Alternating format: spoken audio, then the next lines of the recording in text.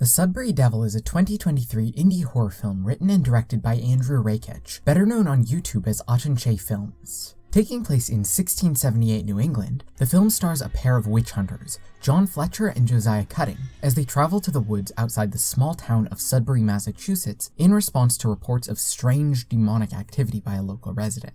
Their investigation sees them exposed to things that leave them irrevocably changed, and force them to confront truths about themselves they would rather leave buried.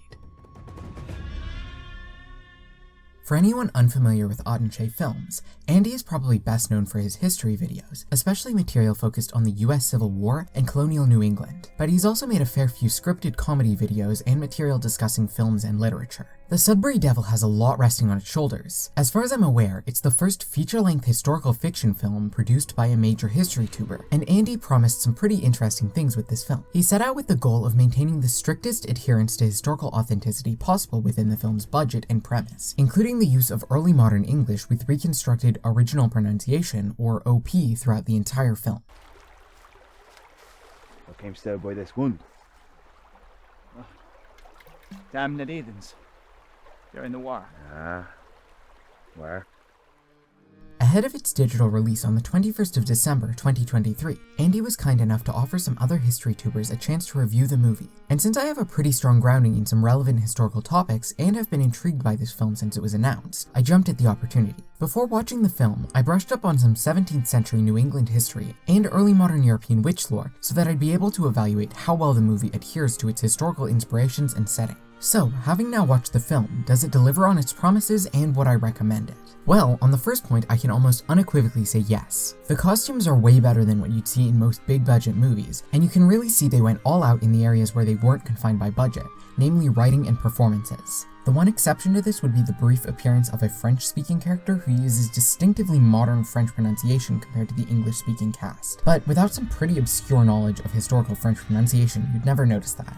Of course, The Sudbury Devil is a supernatural horror film starring a cast of fictional characters, so you can't expect total historical accuracy here, but the authenticity is definitely there. If there was genuine witchcraft going on in New England during the 17th century, you can be pretty confident that the Puritans experiencing it would dress, speak, and act pretty close to the characters in this film. That's really what I want to see out of any historical fiction film, regardless of how fantastical the premise might be. Some of the dialogue is even taken almost directly from 17th century sources, and the depiction of the supernatural we see is also clearly inspired at least in part by actual early modern European ideas of witchcraft, which isn't strictly necessary for historical authenticity, but certainly contributes to it. The main historical criticism I have for the film is really more of a stylistic thing. 17th century colonists weren't too shy about bright and vivid colors, but this film is heavily color graded into a dull blue-gray. As much as I'd like to see more brightly colored historical films though, I can't really hold this choice against the movie. Andy mentioned in an interview that they did an early test screening with more vivid colors and ended up with people laughing at the authentically bright yellow house featured at the beginning of the film, thinking it looked modern and out of place. An indie film like this can only push against so many mainstream film conventions at once, so matching the look expected for a movie with this tone and setting is fine.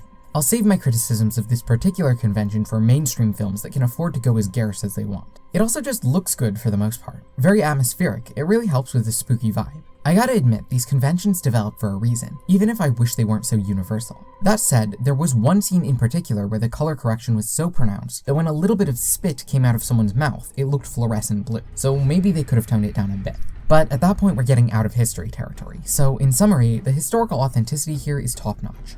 And the history is more than set dressing in this movie, it's core to the entire premise. This is a movie about witches, but it's also a movie about colonialism in New England, and those two things aren't disconnected. The version of witchcraft this film is drawing from is one deeply rooted in early modern European and especially Puritan society of the time, which means it's rooted in the same ideological foundations that New England's colonial society was built on. Puritan morality, patriarchy, and an early form of white supremacy are all inextricable parts of the world this film takes place in, and the film does a great job of illustrating how these different forces were also inextricably tied to each other in this period, and the place of witchcraft in that paradigm. Having done research into a lot of the history and esoteric ideas surrounding the setting of this film, it definitely gets a thumbs up from me. As for whether I'd recommend watching though, that's gonna come with some caveats. To start with some of my own criticisms, this movie's shoestring budget really shows in some of the digital effects, the best of which lend a kind of schlocky 90s movie aesthetic to some parts of the film, and the worst of which reminded me more of home movie style stock effects. I'm also not sure that most of these effects were actually necessary to the film. Lots of floating orbs and weather effects that don't add much beyond reminding the audience that supernatural things are occurring. Aside from a few instances of blinding white lights, which I found both easier to take seriously and more plot relevant, I think a lot of these effects could have been left out of the movie without it losing much. That said, if my biggest criticisms are down to some iffy looking VFX, that tells you how much I enjoyed the film overall, and I don't think anyone should skip it over those kinds of criticisms. However, this movie definitely isn't for everyone. First off, there are several scenes with flashing lights and rapid cuts that might be a problem for photosensitive viewers, so in a literal sense it's not accessible to everyone. But the themes and content would also probably turn some people off. Without getting into too much detail, the themes get into the dark heart of American history, as befits a horror film set in the 17th century. That comes with some heavy political implications. Andy himself has sort of self-deprecatingly described the film as obnoxiously political, though I personally didn't find it even a little preachy, with the possible exception of one specific scene right towards the end. For the most part, the film really just represents some aspects of history most modern people and some characters in the movie would find objectionable, which is only political insofar as history and how we choose to represent it is always political. I compare it to the movie Ravenous, which was a clear influence on this film. The political themes are pretty obviously there with a little bit of analysis, but you could miss them entirely and the movie would still hold up just fine. So yeah, except for maybe that one scene, and even that one I wouldn't count for reasons I can't really explain without spoiling the end of the movie, I wouldn't call this film obnoxiously political.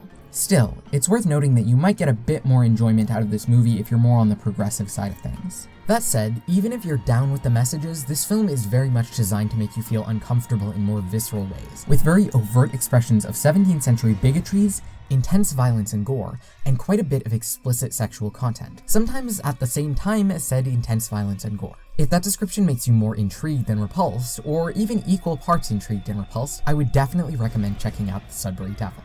I personally really enjoyed this movie, and I could probably spend 2 or 3 times as long talking about it. In fact, I had another 2,000 words in my initial script for this review, with a whole section dedicated to some of the specific historical and esoteric references throughout the first half of this film alone. But I had to stop myself early to get this video done in time.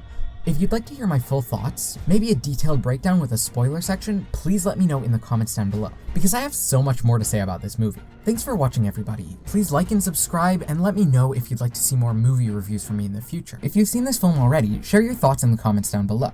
I've been Soma, and I'll see you next time.